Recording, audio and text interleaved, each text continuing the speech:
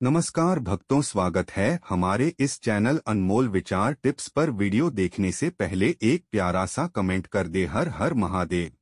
पूज्य गुरु जी ने बताया, नवरात्रि व्रत में खाएं ये 9 दिव्य चीजें।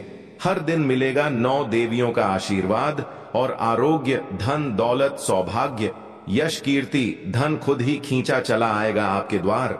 लेकिन बस 3 चीजें मत खा लेना, व्रत टूट जाता है, नष्ट हो जाता है, परिवार में गरीबी आ जाती है। दोस्तों, स्माइली फैमिली चैनल के एक न्यू वीडियो में आपका स्वागत है। दोस्तों, भारतवर्ष की भूमि पर्वों और त्योहारों की पुण्य भूमि है। यहां प्रत्येक उत्सव अपने भीतर गहरे आध्यात्मिक, सांस्कृतिक और वैज्ञानिक रहस्य समेटे हुए है। इन सभी पर्वों में नवरात्रि का स्थान अत्यंत विशिष्ट है। यह मात्र एक त्योहार नहीं, अपितु 9 दिनों तक चलने वाली एक गहन आध्यात्मिक यात्रा है, जो हमें आत्मिक शुद्धि और शक्ति संचय का अवसर प्रदान करती है।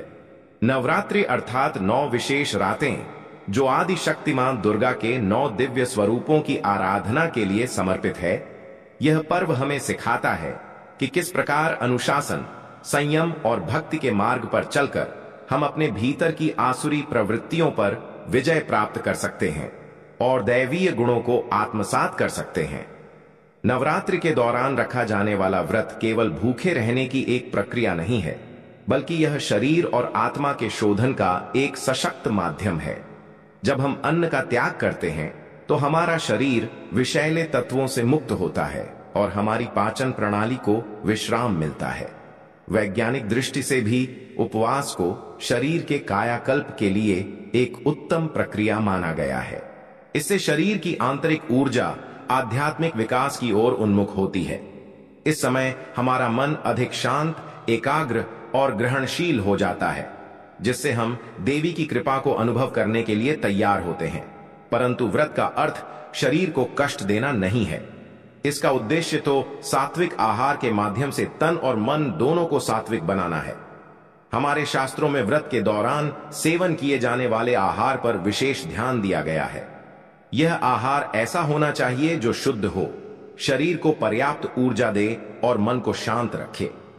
नवरात्रि के 9 दिन मां दुर्गा के 9 भिन्न स्वरूपों को समर्पित है और प्रत्येक देवी का अपना एक विशेष स्वरूप, गुण और प्रभाव है। मान्यता है कि यदि प्रत्येक दिन उस दिन की अधिष्ठात्री देवी को उनका प्रिय भोग अर्पित किया जाए और फिर उसे प्रसाद रूप में ग्रहण किया जाए, तो साधक को न केवल देवी की असीम कृपा प्राप्त होती है, बल्कि उसे आरोग्य और दीर्घायु का वरदान भी मिलता है।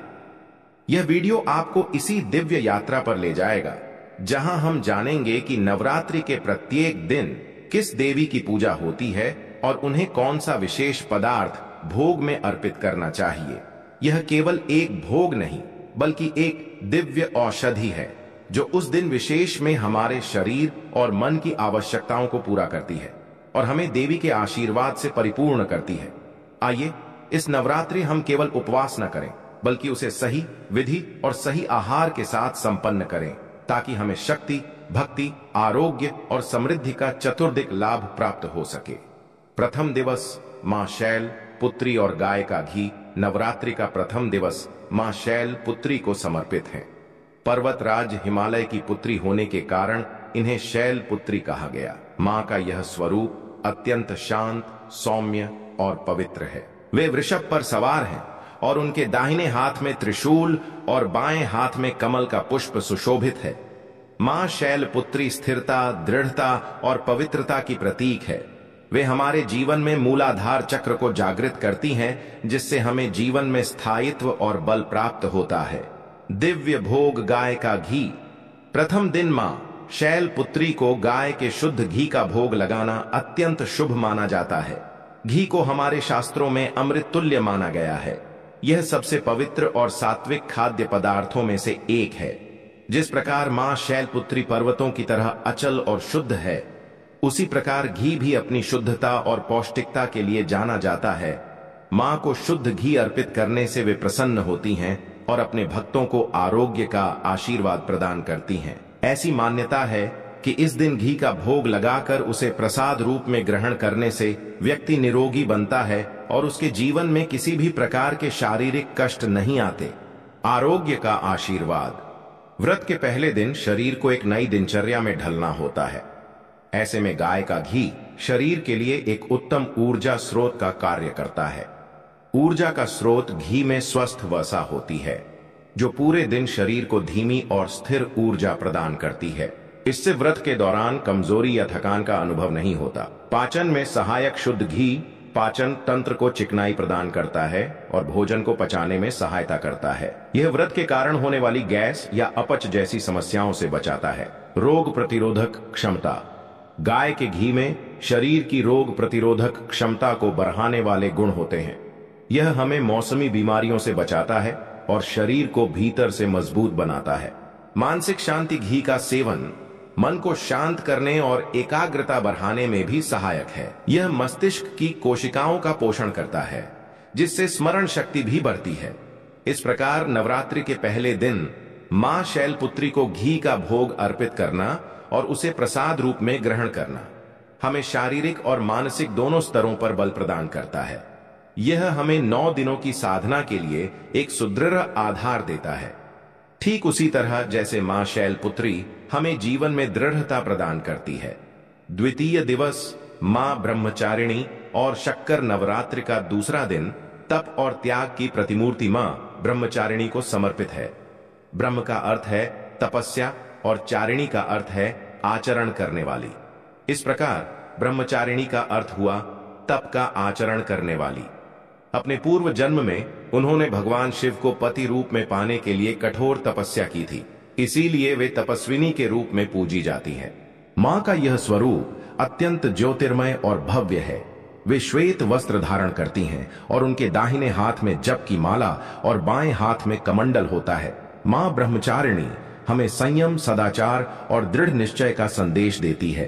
दिव्य भोग, शक्कर और फल। द्वितीय दिवस पर मां ब्रह्मचारिणी को शक्कर का भोग लगाना श्रेष्ठ माना गया है। शक्कर मिठास और ऊर्जा का प्रतीक है। जिस प्रकार मां की तपस्या में एक निष्ठता और दृढ़ता थी, उसे बनाए रखने के लिए ऊर्जा की आवश्यकता होती है। शक्कर उसी ऊर्जा का प्रतीक है। इसके साथ ही देवी को ताजे और मीठे फलों का भोग भी लगाया जा सकता है। यह भोग जीवन में मिठास और मधुरता लाने की प्रार्थना के साथ अर्पित किया जाता है। मान्यता है कि मां को शक्कर का भोग लगाने से वे प्रसन्न होती हैं और साधक के परिवार के सदस्यों को दीर्घायु और आरोग्य का वरदान देती है। आरोग्य का आशीर्वाद। व्रत के दूसरे दिन शरीर को अतिरिक्त ऊर्जा की आवश्यकता महसूस हो सकती है। शक्कर और फल इस आवश्यकता को प्राकृतिक और स्वस्थ रूप से पूरा करते हैं। तत्काल ऊर्जा। शक्कर या फलों में मौजूद प्राकृतिक मिठास शरीर को तत्काल ऊर्जा प्रदान करती है। इससे तप और साधना के लिए आवश्यक शक्ति मिलती है और आलस से दूर होता है। जलयोजन। फलों में भरपूर मात्रा में जल और पोषक तत्व होते हैं। व्रत के दौरान सेब, केला, अनार जैसे फलों का सेवन शरीर को हाइड्रेटेड रखता है और आवश्यक विटामिन तथा खनिजों की पूर्ति करता है। मन की प्रसन्नता। मिठास का सेवन हमारे मस्तिष्क में प्रसन्नता का संचार करने वाले हार्मोन को सक्रिय करता है। इससे मन प्रसन्न रहता है और भक्ति में अधिक गहराई से लगता है। सरल पाचन फल सुपाच्य होते हैं और पाचन तंत्र पर कोई अतिरिक्त भार नहीं डालते, जिससे व्रत के दौरान पेट हल्का और स्वस्थ रहता है। मां ब्रह्मचारिणी की पूजा हमें सिखाती है कि कठोर परिश्रम और तपस्या का फल सदैव मीठा होता है। इसी भावना के साथ जब हम उन्हें शक्कर का भोग अर्पित करते हैं और उसे प्रसाद रूप में ग्रहण करते हैं, तो हमारा जीवन भी मधुरता और सफलता से भर जाता है। यह हमें लंबी और स्वस्थ आयु प्रदान करने में सहायक होता है। तृतीय दिवस चंद्र, घंटा और दूध से प्रसाद रूप में ग्रहण करते हैं, तो हमारा जीवन भी मधुरता और सफलता से भर जाता है। यह हमें लंबी और स्वस्थ आयु प्रदान करने में सहायक होता है। तृतीय दिवस मां चंद्रघंटा और दूध नवरात्रि का तीसरा दिन। मां चंद्रघंटा की आराधना का दिन है। इनके मस्तक पर घंटे के आकार का अर्धचंद्र सुशोभित है, इसीलिए इन्हें चंद्रघंटा कहा जाता है। मां का यह स्वरूप परम शांतिदायक और कल्याणकारी है। वे स्वर्ण के समान कांतिवान हैं और सिंह पर विराजमान हैं। उनकी 10 भुजाएं हैं जो विभिन्न अस्त्र शस्त्रों से सुसज्जित हैं। वे वीरता और सौम्यता का अद्भुत संगम है। मां चंद्रघंटा की कृपा से साधक के समस्त पाप और बाधाएं नष्ट हो जाती हैं। वे हमें निर्भयता और सौम्यता दोनों प्रदान करती हैं। तो दोस्तों, वीडियो ज्यादा लंबा नहीं करेंगे, वीडियो को यही समाप्त कर देते हैं। जाते जाते एक प्यारा सा कमेंट जरूर कर देना। हर हर महादेव, जय शिव शंभू।